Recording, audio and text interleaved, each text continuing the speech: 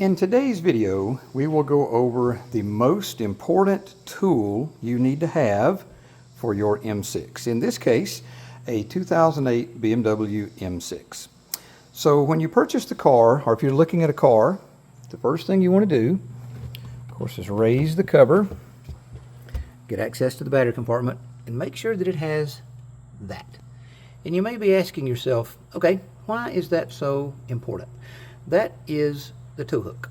Now, for those of you who don't know, the tow hook on an M6, you see this one is open because I'm in the process of detailing it. The tow hook on an M6 goes right behind that little cover.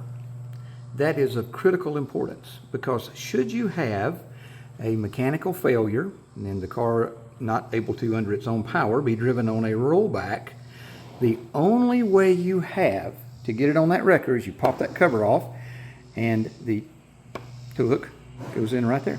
It screws in. The frame is designed to take that load.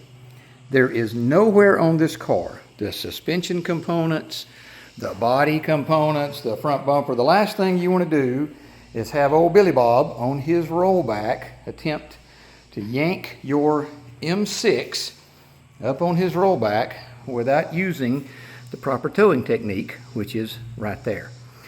If you buy one of these cars used and it does not come with that critically important piece, find one off of eBay, Amazon, your BMW dealership, whatever, and purchase it.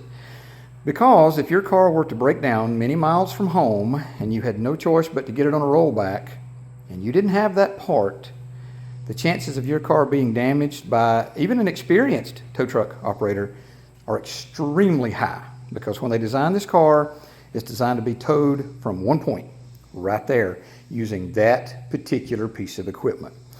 So again, give yourself some peace of mind. Find it wherever you can on the internet. If you don't have the other stuff, it's okay, but that part is extremely critical.